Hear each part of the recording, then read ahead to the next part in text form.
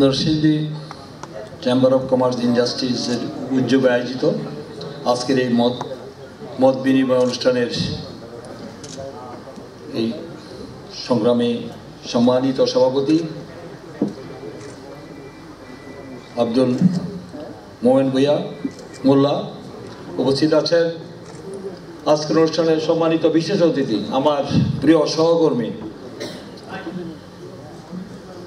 Chamber of কমার্সের Narsingdi industries সাবেক প্রতিষ্ঠাতা সভাপতি, বিশিষ্ট শিল্পপতি, ব্যবসায়ী, বাংলাদেশ জাতীয়তাবাদী দল নরসিংদী জেলা বিএনপি আহ্বায়ক কমিটির সম্মানিত সদস্য সচিব, সংগ্রামী জননেতা জনাব মঞ্জুরুল ইলাহি উপস্থিত আছেন।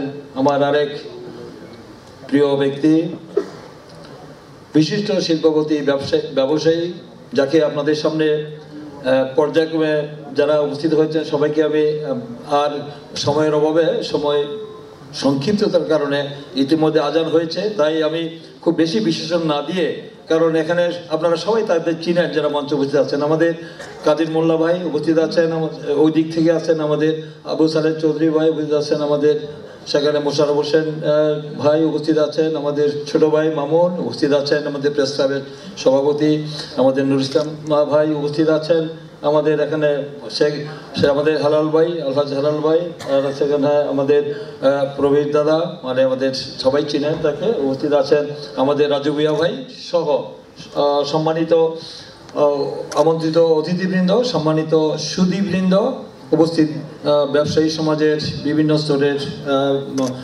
নেতৃবৃন্দ, উপস্থিত প্রিয় ভাই ও বোনেরা, আসসালামু আলাইকুম রাহমাতুল্লাহি ওয়া বারাকাতুহু। ইতিমধ্যে আমার পূর্ববর্তী বক্তারা অত্যন্ত চমৎকারভাবে আজকের এই বিষয় নিয়ে তারা আলোচনা করেছেন।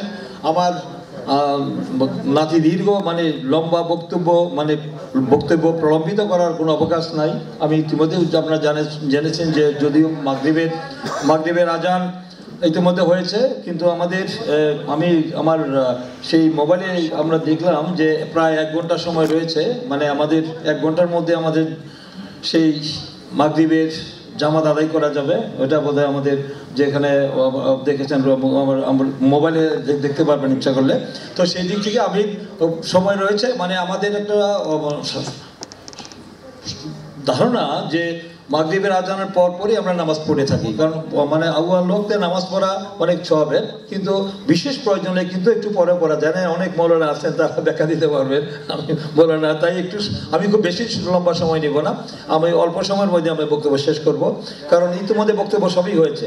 তো আমি প্রথমে বিশেষ করে এই নরসিংদী চেম্বার অফ কমার্স ইন্ডাস্ট্রিজের যারা নেতৃবৃন্দ রয়েছেন, মোহন ভাই সহ যারা রয়েছেন, তাদেরকে যারা উদ্যোগ নিয়েছেন আজকে এই চমৎকার একটি সুন্দর বর্ণাঢ্য অনুষ্ঠান আয়োজন করার জন্য, এবং আমাকে প্রধান অতিথি এবং মঞ্জুরুল ইলাহি সাহেবকে বিশেষ অতিথি করে তারা আমন্ত্রণ জানিয়ে তারা যে অনুষ্ঠান আয়োজন করেছেন, তার জন্য আমার ব্যক্তিগত পক্ষ থেকে, আমার সংগঠনের পক্ষ থেকে এই চেম্বার অফ কমার্স ইন্ডাস্ট্রির সকল নেতৃবৃন্দকে আন্তরিক অভিনন্দন, ধন্যবাদ জানাচ্ছি।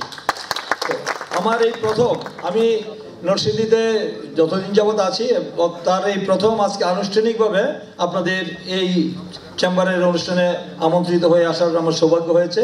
আমি গর্বিত যে আমি আজকে আপনাদের সামনে এই অনুষ্ঠানে আসতে পারছি। এটা কোনো রাজনৈতিক কোনো মঞ্চ নয়, রাজনৈতিক কোনো অনুষ্ঠানও নয়, এটা সম্পূর্ণ ব্যবসায়ীদেরকে নিয়ে আলোচনা। এখানে আমি কোনো রাজনৈতিক বিষয় নিয়ে আমি অবতারণা করব না, যদিও আমরা রাজনৈতিক ব্যক্তিত্ব। আমি একজন ক্ষুদ্র ব্যবসায়ী, আমিও এফবিসিসিআইয়ের মেম্বার ছিলাম, আমিও একটা কোম্পানির চেয়ারম্যানের দায়িত্বে আছি, আমি ক্ষুদ্র একজন ব্যবসায়ী, আপনাদের দলেরই একজন সদস্য। তাই আমি মনে করি যে রাজনীতির সাথে আমার ব্যবসার একটু সংযোগ রয়েছে। তো আমি বলতে চাই যে রাজনীতিবিদরা যেখানেই যায় সেগুলোর সুযোগটা নেই। একটা কথা আছে না যে দেখি স্বর্গে গেল ধান বানে, কথা রয়েছে না? তো আমরা রাজনীতিতে কিছু বক্তব্য আসবেই।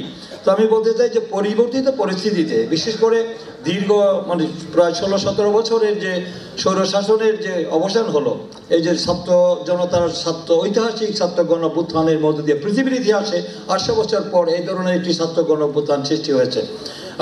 আপনারা জানেন যে রাজা লক্ষণ সেন পালিয়ে গিয়েছিল আমাদের পূর্ববঙ্গ থেকে ওই 1600 1600 খ্রিস্টাব্দে, আর হলো আপনার ফরাসি বিপ্লব যেটা হয়েছিল, যেটাকে আপনি বলে যে আপনারা জানেন যে ফরাসি বিপ্লব আপনারা জানেন নিশ্চয়ই, যে বাস্তিল দুর্গের যে পতন হয়েছিল সেটাও প্রায় 16 শতাব্দীতে লুই কার্নের পতন হয়েছিল। এরকম একটি ছাত্র গণ অভ্যুত্থানের মধ্যে দিয়ে আমরা 90-এর যে ছাত্র গণ অভ্যুত্থান হয়েছিল তার থেকে অনেক বড় একটি ছাত্র গণ অভ্যুত্থান। এটা একদিনের বিষয় না, এটা মামুন একটু বলার চেষ্টা করেছে, মানে তাকে আমি ধন্যবাদ দিই যে এইটা শুধু ছাত্র মানে কোঠা বিরোধী যে ছাত্র বৈষম্য আন্দোলনের বিষয়টি পুরোপুরি ছিল না, এটার সাথে যোগ হয়েছে দীর্ঘদিনের যে আমাদের বাংলাদেশের সাধারণ মানুষের অন্যায়, অত্যাচার, নিপীড়ন, নির্যাতন, যে বঞ্চনা, ক্ষোভ, দুঃখ, বেদনা, এই দ্রব্যমূল্য ঊর্ধ্বগতি, আইনশৃঙ্খলা প্রতিদ্বন্দ্বী, লুটপাট, দলীয়করণ, এই সামগ্রিক যে একটি মানে গণতান্ত্রিক লেবাস একটি ভয়ঙ্কর ভয়াবহ স্বৈরশাসন এবং মাফিয়া সরকার এবং যে দানবীয় সরকার যেভাবে দেশ চালাচ্ছিল তার বিরুদ্ধে মানুষের যে মানে পুরো রাষ্ট্রকেই তারা রাষ্ট্রীয় প্রতিষ্ঠানগুলিকে তারা ধ্বংস করে নেয়, পুরো রাষ্ট্রযন্ত্র মানে রাষ্ট্রীয় যে প্রতিষ্ঠানগুলি সেই সমস্ত প্রতিষ্ঠানগুলিকে ভেঙে ফেলেছিল, ধ্বংস করেছিল এবং দলীয়করণ করে ফেলেছিল, যার কারণে মানুষের মধ্যে এই পুঞ্জীবিত ক্ষোভের তৈরি হয়েছিল। সেই ক্ষোভের একটি এই যে আমরা বিরোধী দল আমরা দীর্ঘ 16 বছর আন্দোলনে আমরা আগুন জ্বালিয়েছি, আর আমাদের এই প্রজন্মের তরুণরা, ছাত্ররা, তারা ছাত্র বৈষম্য আন্দোলনে তারা আন্দোলনের সেই আগুনের মধ্যে তারা ঘি ঢেলেছে। সেই ঘিয়ের কারণে সেই ঘিয়ের মধ্য দিয়ে কিন্তু এই ছাত্র গণঅভ্যুত্থান হয়েছে, বিস্ফোরণ ঘটেছে। সেই বিস্ফোরণ ঘটার মধ্য দিয়ে কিন্তু আমরা আজকে মুক্ত পরিবেশে, আজকে একটি গণতান্ত্রিক মুক্ত পরিবেশে স্বাধীন মনে আমার যে মত প্রকাশের স্বাধীনতা, এই যে আমাদের এখানে সাংবাদিক বন্ধুরা আছেন, ইলেকট্রনিক মিডিয়া, প্রিন্ট মিডিয়া আছেন, তাদের সামনে মন খুলে কথা বলতে পারি নাই। আমরা কখন একটা আতঙ্কের মধ্যে, একটা ভয়ের মধ্যে ছিলাম, একটা ভয়ের যে সংস্কৃতি তৈরি হয়েছিল যে কখন আমাদেরকে ধরে নিয়ে যায়, কখন আমাদের একটি সামান্য একটি সামাজিক যোগাযোগে ফেসবুকে একটি পোস্ট করা হলে তাকে ধরে নিয়ে তাকে দেখা হচ্ছে রিমান্ডে নেওয়া হচ্ছে, তাকে নির্যাতন করা হচ্ছে, তাকে আয়না করে নেওয়া হচ্ছে, গুম করা হচ্ছে, এই ধরনের ঘটনা ঘটেছে। সবাই জানেন যে কি একটা ভয়ঙ্কর অবস্থা ছিল। যাক, মানে এইগুলো নিয়ে তো আমরা তো দেশ স্বাধীন করেছিলাম তার জন্য না, আমরা বলি যে আমাদের স্বাধীনতা উত্তর আমরা দেখেছিলাম যে আমাদের আবু সালেহ নামে একজন ছিলেন সরকার, তিনি বলেছিলেন ধরা যাবে না, ছোঁয়া যাবে না, বলা যাবে না কথা, রক্ত দিয়ে পেলাম সালার এমন স্বাধীনতা। আমরা দীর্ঘ 16 বছর এরকম একটি বাংলাদেশে আমরা ছিলাম পরাধীন। আমাদের উপরে অত্যাচার, নিপীড়ন, নির্যাতন হয়েছে। আমার নামে প্রায় 95টি মামলা আমার নামে, আমি প্রায় সরকার 5 বার গ্রেপ্তার হয়েছি। সর্বশেষ 6.5 মাস আমাকে কারাগারে থাকতে হয়েছে মিথ্যা ষড়যন্ত্রমূলক মামলায়। সর্বশেষ যে আমার গ্রেপ্তার করার পর নরসিংদীতে যে বাংলাদেশের সবচেয়ে বেশি মানে ছাত্র গণ অভ্যুত্থানের যে মানে দাবানল, সেটা নরসিংদীতে হয়েছিল।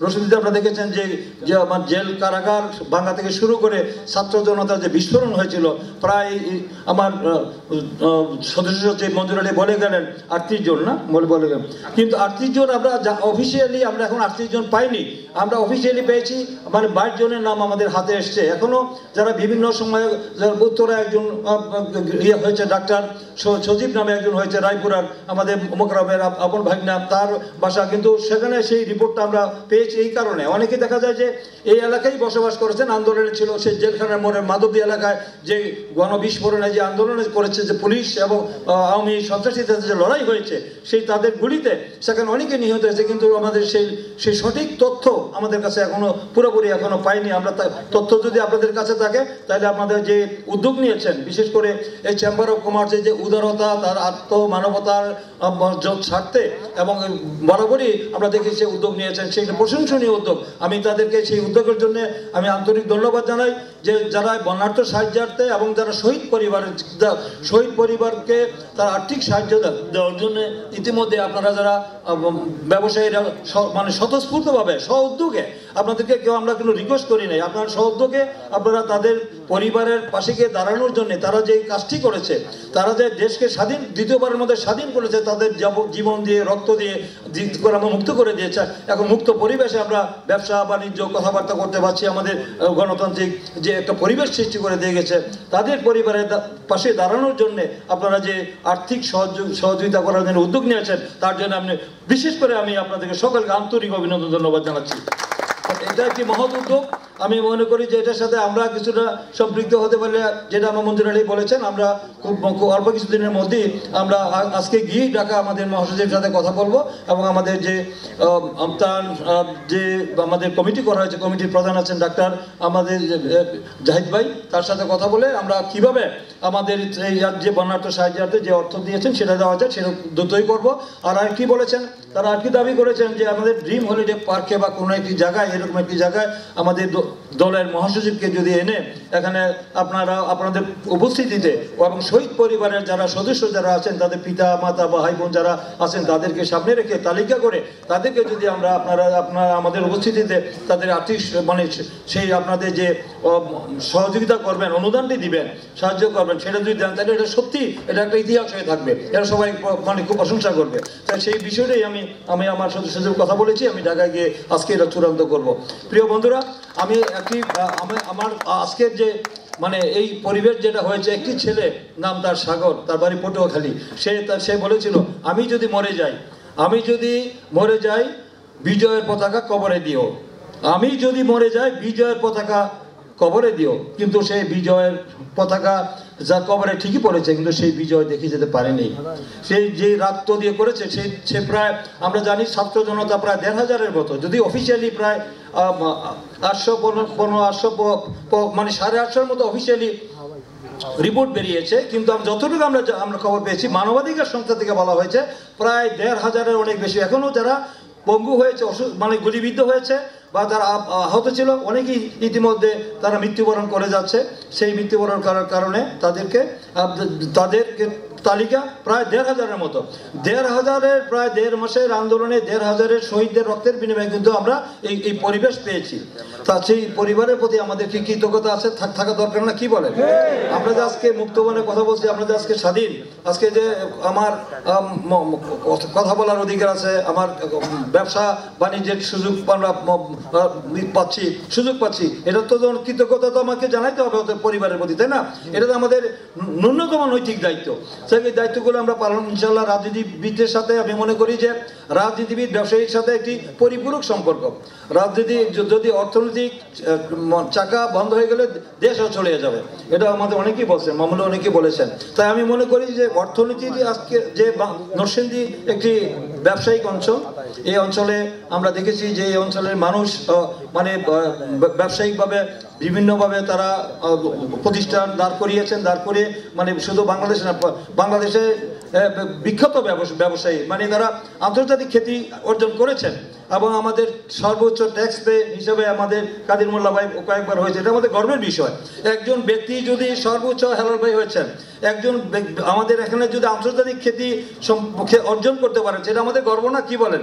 আমরা যেই দলই করি না কেন, সবাই যে আমার দল করতে হবে তেমন কোনো কথা নাই। বিভিন্ন কারণ আমি মনে করি যে আমি একটা গণতান্ত্রিক রাষ্ট্রে আমার গণতন্ত্রকে লালন করতে হবে। সেই গণতান্ত্রিক যে কেউ তারা তাদের মত প্রকাশের স্বাধীনতা আছে, যে কোনো দল তারা করতে পারে। তাই আমি মনে করি যে এই ব্যবসায়ীর মধ্যে সবচেয়ে আমার দলের সমর্থক হতে হবে নট দেন, অন্য দলের সমর্থক থাকতে পারে, সবাইকে তারকে সম্মান দিতে হবে। আমি দল করি বলে অন্য কিছু করতে পারবে না, সেটা অবশ্য করা উচিত না। কিন্তু এখানে আমরা দেখেছি যে বিগত স্বৈরাচার আমলে যারা আওয়ামী লীগের যারা বেনিফিশিয়ারি যারা ছিল, ব্যবসায়ী যারা আমাদের এখানে একদলীয় শাসন ব্যবস্থা কায়েম করার জন্য অত্যাচার নির্যাতন করেছে, তাদেরকে আপনারা আমন্ত্রণ করেননি, এই জন্য আপনাদেরকে ধন্যবাদ। অনেকে আমন্ত্রণ করেননি, এই জন্য অনেক ধন্যবাদ। যেসব ব্যক্তিরা নিজের থেকে হয়তো আর আসার সুযোগ হতে পাবেন না, তারাও অনেক বিতর্কিত হয়েছেন। তারাও দেখা যায় যে গণতান্ত্রিক মিছিল মিটিংয়ে তারা হামলা করেছে, নির্যাতন করে, অত্যাচার করেছে, আমিও সেটার ভুক্তভোগী।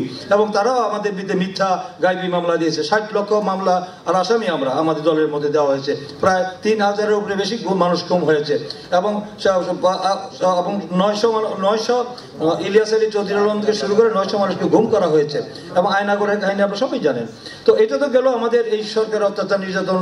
পৃথিবীর ইতিহাসে কোনো স্বৈরাচারী কিন্তু মানুষের অত্যাচার নির্যাতন করে চিরস্থায়ী হয় না, তারা একদিন আগে হয়তো ভাবেনি। কিন্তু আমি অর্থনীতিকে যে তারা কোথায় নিয়ে গিয়েছে এটা সম্পর্কে একটু বলি, আমি বক্তব্য শেষ করব। অর্থনীতির অবস্থা আপনি নিশ্চয়ই আপনারা জাতীয় দৈনিক গণমাধ্যমগুলো দেখেন। এই সরকারের পরে এখন যে ফিরিস্তি বের হচ্ছে, এই সরকারের যে গত সরকার পতিত সরকারের যে অপকর্ম, যে লুটপাট, দুর্নীতি, অর্থ পাচার, যে দলীয়করণ, যে ব্যাংক, মানে বাংলাদেশ ওটা যদি মানে বলতে গেলে তো ঘন্টার পর ঘন্টা বলেও শেষ হবে না। খালি মোটা দাগে যদি বলতে চাই, বাংলাদেশ ব্যাংক লুট হয়েছে, তার কোনো বিচার হয়নি। 54 বার সেই তাদের যে তদন্ত রিপোর্ট দেওয়ার জন্য বলা হয়েছে, দিতে পারেনি ওরা। আওয়ামী লীগ যখনই ক্ষমতা আসে শেয়ার মার্কেট লুট হয়। আপনি দেখেছেন 96-এ লুট হয়েছে, এবারও প্রথম যখন আসছিল 2008-এর পরে সেখানে শেয়ার মার্কেট লুট হয়েছে। আমার জানা মতে শেয়ার মার্কেটের 35 জন ক্ষুদ্র বিনিয়োগকারী তারা আত্মহত্যা করেছে, তাদের সর্বশান্ত হয়েছে, তাদের পরিবারের সমস্ত সম্পদ তারা সেখানে ব্যবসায় তারা ইনভেস্ট করেছিল। সেই 35 জন, আমার কথা না, এটা জাতীয় দৈনিকে সেগুলো বেরিয়েছে। শুধু তাই নয়, বাংলাদেশ ব্যাংক লুট হয়েছে, সেই টাকা কোথায় গেছে আমরা সবাই জানেন। সেই টাকা কাদের অ্যাকাউন্টে গিয়েছে এবং কোথায় গিয়েছে, ওটা শেখ হাসিনার যে পুত্র সজীবউদ্দৌলা জয় তার অ্যাকাউন্টে সমস্ত টাকা গিয়েছে, এগুলো সব বেরিয়ে আসছে এখন। সে প্রায় 1000 কোটি টাকার উপরে রয়েছে, প্রায় $800 বেশি বোধ হয় না বাংলাদেশ ব্যাংক, সেটা হয়েছিল সবাই জানে। এবং শুধু তাই নয়, এই যে 18 বছরে যে বৈদেশিক ঋণ তারা উচ্চ সুদে নিয়েছে, এটা আপনাকে 18 লক্ষ কোটি টাকা ঋণের বোঝা আওয়ামী লীগ সরকার এই বর্তমান সরকারের ঘাড়ে চাপিয়ে দিয়েছে। এবং এখন এই সরকারের দায়িত্ব কিভাবে এই অর্থনীতি যে পঙ্গু করে দিয়েছিল, সেই অর্থনীতিকে কি গতিশীল করা সবচেয়ে বড় চ্যালেঞ্জ। এই অন্তর্বর্তীকালীন ইন্টারিম গভর্নমেন্টের সবচেয়ে বড় চ্যালেঞ্জ হলো যে অর্থনীতিকে কিভাবে গতিশীল করা যায়। ব্যাংকগুলি আপনারা জানেন যে এস আলমের একটি খবর আপনারা জানেন যে এস আলমের একটি আপনারা দেখেছেন যে তাকে বোধহয় আমার জানার মধ্যে সালমান এফ রহমান এস আলম মিলে বাংলাদেশ ব্যাংক চালাতো। এটা আমার কথা না, তাদের কথাই। এবং সে আপনারা জানেন যে বৈদেশিক সেখানে 6000 কোটি টাকা একজন আপনার যে এস আলম এবং সালমান এফ রহমান, যাকে বলা হয় কি বলা জানেন আমরা, দরবেশ। সেই দরবেশ মিলে বাংলাদেশ ব্যাংক চালাতো। এবং কি পরিমাণ টাকা লুট করেছে আপনি চিন্তা, 6টি ব্যাংক, তো 6টা থেকে 8টি ব্যাংক বোধ না বাংলা লুট, এটা আমার কাদির মোল্লা ভাই ভালো বলতে পারবেন। 6টা ব্যাংক এখন দেউলিয়া হয়ে যাওয়ার কথা রয়েছে, সমস্ত টাকা বিদেশে পাচার করেছে ওরা। আমার কিন্তু অর্থনৈতিক শ্বেতপত্র প্রকাশ করবে সরকার একটা উদ্যোগ নিয়েছে, ওটা আমরা অ্যাপ্রিসিয়েট করি। দায়িত্ব দিয়েছে ডক্টর দেবপ্রিয় ভট্টাচার্য, তাকে দিয়ে করা হবে। এই যে দুর্নীতি, লুটপাট এবং অর্থ পাচার করেছে তার শ্বেতপত্র, যে আওয়ামী লীগের কোন নেতারা জড়িত এবং এই সরকারের অর্থ মন্ত্রণালয় কারা আজকে এই লুটপাটের সাথে জড়িত, সমস্তগুলো শ্বেতপত্র খুব তাড়াতাড়ি বের করবে। এই ব্যাপারে আমাদের সহযোগিতা আমরা করে যাচ্ছি। এবং আপনারা জানেন যে শেখ হাসিনার পিয়ন 400 কোটি টাকার মালিক শেখ হাসিনা, গর্ব করে তিনি তার বক্তৃতায় বলেছেন, একজন প্রধানমন্ত্রীর পিয়ন যদি 400 কোটি টাকার মালিক হয়, তাহলে আমার প্রধানমন্ত্রী এবং মন্ত্রী এমপি এবং তাদের যে হুমরা চুমরা, তারা কত হাজার কোটি টাকার মালিক, কত হতে পারে? একজন ডিআইজি তার স্ত্রীর 6000 কোটি টাকা পাওয়া গেছে তার অ্যাকাউন্টে। শুধু তাই না, আপনারা জানেন যে বেনজির শাপলা চত্বরে হেফাজতের মিটিংয়ে গুলি করে, পাখির মতো গুলি করে অসংখ্য মানুষকে হত্যা করেছিল। সেই বেনজিরের প্রায় 10,000 কোটি টাকার সম্পদ পাওয়া গিয়েছে। সেই বেনজির, এগুলো তো আমার বক্তব্য নয়। শুধু তাই নয়, শেখ হাসিনা $500 কোটি নিয়েছে শুধু। আপনারা জানেন যে রূপপুর নিউক্লিয়ার পাওয়ার প্ল্যান্ট, যেটা শুনছেন তো বোধ হয়, সেই পাওয়ার প্ল্যান্ট থেকে নিয়েছে 60,000 কোটি টাকা, আর তার আরো নিয়েছে $500 কোটি টাকা নিয়েছে, $500 কোটি শেখ হাসিনা নিজে নিয়েছে। এটা আমার কথা নয়, এটা জাতীয় দৈনিকে প্রকাশ পেয়েছে। একজন প্রধানমন্ত্রী এবং একটা দেশের একটি সবচেয়ে বড় দুর্নীতি হয়েছে পৃথিবীর ইতিহাসে মনে হয়, এই যে রূপপুর যেটা পারমাণবিক বিদ্যুৎ কেন্দ্র, সেটা সবচেয়ে বেশি হয়েছে। যেটা হয়েছে আপনার কুলাম নামে ভারতের একটা জায়গায়, একই জিনিস, এটা জানা দরকার। সে একই জিনিস হয়েছে, মাত্র তাদের 28,000 কোটি টাকা খরচ হয়েছে। আর আমাদের বাংলাদেশের হাসিনা সরকার সে রাশিয়ার সাথে চুক্তি করেছে, সেটা হচ্ছে 1,24,000 কোটি টাকা। কত টাকা ডিফারেন্স? প্রায় 98,000 কোটি টাকা ডিফারেন্স হয়েছে। এই টাকা, সমস্ত টাকা তারা লুটপাট করেছে। এটা দরকার ছিল না। পৃথিবীর সমস্ত দেশে এখন কিন্তু আমার এই যে ইলেকট্রনিক পাওয়ার প্ল্যান্ট করা হয় না, পারমাণবিক যেটা নিউক্লিয়ার পাওয়ার প্ল্যান্ট করা নিষিদ্ধ করা হচ্ছে, এটা করা হচ্ছে না। আমরা জানেন ভূপালে এবং চেন্ডুগুলে যখন বিস্ফোরণ হলো, তারপর থেকে এই ধরনের প্ল্যান্ট আর পৃথিবীতে করে না, জেনে থাকবেন বোধ হয়। এটা এখন সমস্ত নিরুৎসাহিত করা হচ্ছে। আর সেখানে আমাদের সেটা করা হচ্ছে লুটপাট করার জন্য। বিদ্যুৎ আজকে পাচ্ছেন না আপনারা, মাদতির লোকজন, আপনার নরসিংদীর লোকজন, যারা আপনার যে পাওয়ার প্ল্যান্টগুলো ইন্ডাস্ট্রি চালাচ্ছেন, আপনার পাওয়ার লুম চালাচ্ছেন, তারা বলছেন যে তারা শ্রমিক নাকি চলে যাচ্ছে। আমরা প্রতিদিন বলতেছে ফোন করে, ভাই আর 16 ঘন্টা 18 ঘন্টা বিদ্যুৎ থাকে না। আমাদের গ্যাস নাই, বিদ্যুৎ নাই, বিদ্যুৎ সংকট, সবাই এই কথা বলেছেন। তাহলে আপনারা কি চান না বিদ্যুৎ আসুক, গ্যাস আসুক? গ্যাসের কথা বলেছেন। আমি যখন দায়িত্বে ছিলাম আমি একটু বিব্রত বোধ করেছি। আমি এগুলো তো আমার দায়িত্ব। আমি যখন জনপ্রতিনিধি হব, আপনারা যদি জনগণ আমাকে যদি নির্বাচিত করেন, আমার দায়িত্বটা কি?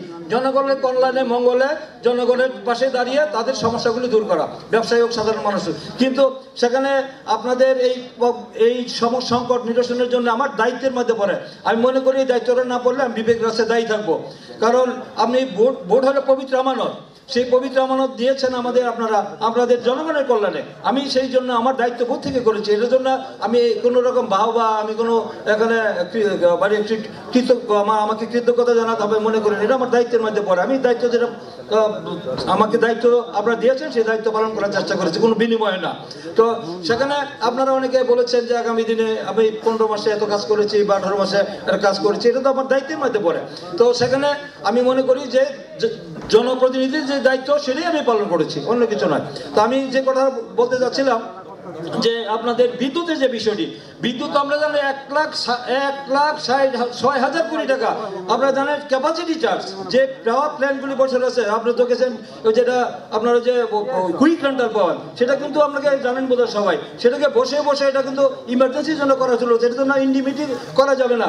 আপনি ইন্ডিমিটি করা হয়েছে, আপনি কোনো মামলা করতে পারবেন না, কোনো আইন করতে পারবেন না, কোনো তার বিরুদ্ধে মামলা করতে পারবেন না। তারা 5 টাকার বিদ্যুৎ তারা ইউনিট নিয়েছে 10 টাকা 12 টাকা করে জনগণের গলা কেটেছে। 1,06,000 কোটি টাকা শুধু ক্যাপাসিটি চার্জ থেকে নিয়েছে ওরা। সেখানে বিদ্যুৎ আমাদের কি দেওয়া হবে বলেন? বিদ্যুতের নামে হরিলুট করা, এই দেশে একটা রাম রাজ্যত্ব কাম হয়েছিল, শুধু বিদ্যুৎ থেকে এই ধরনের লুটপাট করা হয়েছে। আবার গ্যাসের অবস্থা একই অবস্থা, সেই গ্যাস আজকে পাচ্ছেন না। সেই গ্যাসের জন্য আমি মনে হয় যে আমার কাছে যে চিঠিটা দিয়েছেন, এই চিঠিটা যেহেতু আমি এখন মন্ত্রীও না, এমপিও না, আপনাদের এখন পরিবর্তিত পরিস্থিতিতে আপনারা আমাকে বলছেন এটা ইন্টারিম গভর্নমেন্ট ও নিরপেক্ষ সরকার। আমি মনে করি যে যেহেতু এই সরকারের যারা এখানে উপদেষ্টা রয়েছেন, যারা দায়িত্বে রয়েছেন, তারা সবচেয়ে তাদের সৎ চরিত্রবান ব্যক্তি, তাদেরকে দিয়ে আমি মনে করি যে আমার সাথে মঞ্জুর আলী সমাজ যারা আছেন আমরা যাবো, আমরা গিয়ে তাদের কাছ থেকে আমাদের দাবি আদায় করবো। আমি খালিল কবির কুমড়ে নিশ্চয়ই আমার যারা বর্তমানে সবাই আমাকে চিনেন, আমার সততা, আমার গ্রহণযোগ্যতা, আমার পরিস্থিতি নতুন করে দেওয়ার প্রয়োজন নাই, এটা আমাকে চিনেন। আমি এইটুকু আমি বলতে পারি যে আপনাদের এই যে গ্যাসের সংকট এবং আপনাদের যে বিদ্যুতের সংকট, এই সংকট সমাধানের জন্য আমার দিক থেকে আমি যত দ্রুত সম্ভব এটা বাস্তবায়ন করার জন্য আমি আপনার চেষ্টা করবো, এইটুকু আশ্বাস আপনাকে দিতে পারি ইনশাআল্লাহ। আর দ্বিতীয়ত হলো আমি বক্তব্য ছোট করে দিচ্ছি, আর সেটা হলো যে আপনারা এখানে অনেক কথা বলেছেন, সেই কথার মধ্যে আপনারা একটি কথা বলেছেন যে আপনারা নিরাপদে ব্যবসা বাণিজ্য করতে চান, নিরাপদে নির্বিঘ্নে, কোনো উৎপাত, কোনো ট্যাক্সবাজি, চাঁদাবাজি, মাস্তানি, দখলদারিত্ব, আধিপত্য বিস্তার করে আপনারা চান না। আপনারা নির্ভয় করতে চান। এখন তো স্বৈরাচারের দোষরা নেই, আছে পেতাতারা নাই, আছে ওরা হয়তো আছে, নিশ্চয়ই হয়তো আত্মগোপন করে আছে বা তারা গাপটি মেরে বসে আছে, থাকতে পারে, কিন্তু দৃশ্যমান তো নাই, আছে দৃশ্যমান। আমরা যেহেতু বড় দল, আমাদের কাছে আপনাদের প্রত্যাশা বেশি। আমরা একটু আশ্বস্ত করতে পারি যে আপনারা নির্ভয়ে নির্বিঘ্নে আপনাদের শিক্ষা আর আপনাদের ব্যবসা প্রতিষ্ঠান, আপনাদের শিল্প প্রতিষ্ঠান আপনারা চালাবেন, ব্যবসা প্রতিষ্ঠান চালাবেন।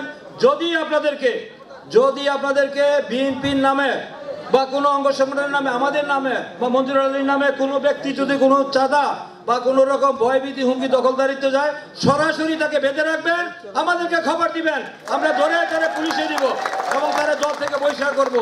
ইতিমধ্যে বিচ্ছিন্ন কিছু ঘটনা ঘটছে, আমাদের কাছে তালিকা রয়েছে, আমরা সেই তালিকা অনুযায়ী তাদের বিরুদ্ধে ব্যবস্থা নেওয়ার জন্য প্রয়োজনীয় পদক্ষেপ আমরা নেওয়া শুরু করেছি।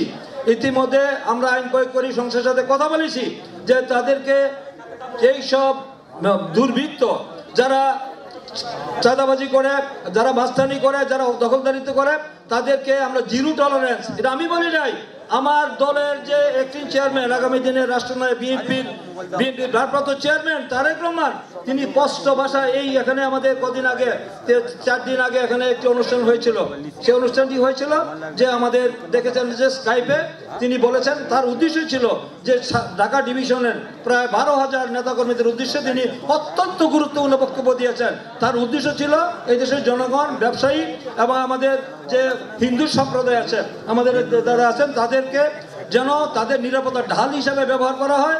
এবং আমাদের যদি কোনো নেতাকর্মী যদি মনে করে যে আমরা ক্ষমতায় চলে আসছি, যা ইচ্ছা তা করে পার পেয়ে যাবো, আমি কি হনুরে, তাহলে কোনো রক্ষা নাই, এই কথা সরাসরি বলেছেন।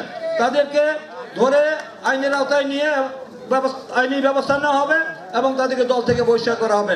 এই ব্যাপারে আপনাদের সহযোগিতা আছে, আপনারা কি আমার সাথে আছেন? আমি আপনাদের সাথে থাকবো, যত বড় শক্তিশালী হোক।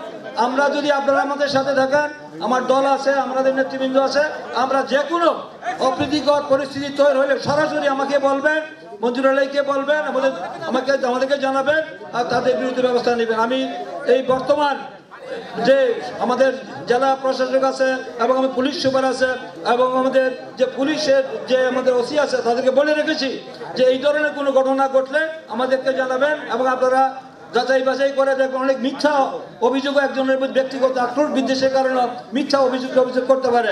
আপনারা সঠিকভাবে তদন্ত করে যদি সত্যতা পাওয়া যায়, তাদের বিরুদ্ধে মানে ড্রাস্টিক অ্যাকশন বলতে যা বোঝায় সব ধরনের ব্যবস্থা নেওয়া হবে এবং আমরা কোনো রকম ছাড় দিব না, এই কথা আপনাদেরকে আশ্বাস দিতে পারি।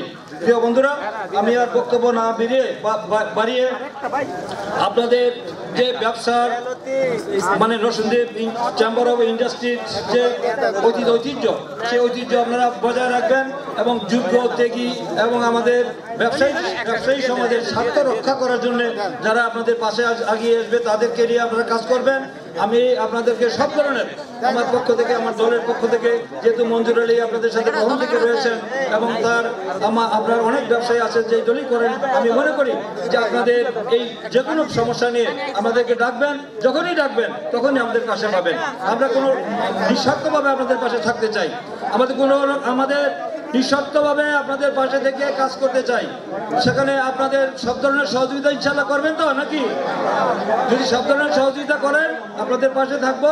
আর আজ যেই বিষয়টি বলা হয়েছে যে আগামী 2-1 দিনের মধ্যে যদি সম্ভব হয় আমাদের দলের মহাসচিবকে বলে এবং আমাদের যে ত্রাণের দায়িত্ব রয়েছেন আমাদের ডাক্তার জাহিদ ভাই, তার সাথে কথা বলে আপনাদের যারা শহীদ পরিবারের অনুষ্ঠানটি করা, আর দ্বিতীয় হলো বন্যার্থের সাহায্যার্থে যে অনুষ্ঠানটি হবে সেই অনুষ্ঠানটি আমরা ঢাকায় গিয়ে করবো। সেটা এখানে হবে না, আমরা ঢাকায় গিয়ে তাদের কাছে হস্তান্তর করবো। আপনারা যে অ্যামাউন্টটা দিবেন, আমি শুনেছি যে 30 লাখ টাকা আপনারা সংগ্রহ করেছেন, সেই টাকাটা বন্যার্থের সাহায্যার্থে দিবেন।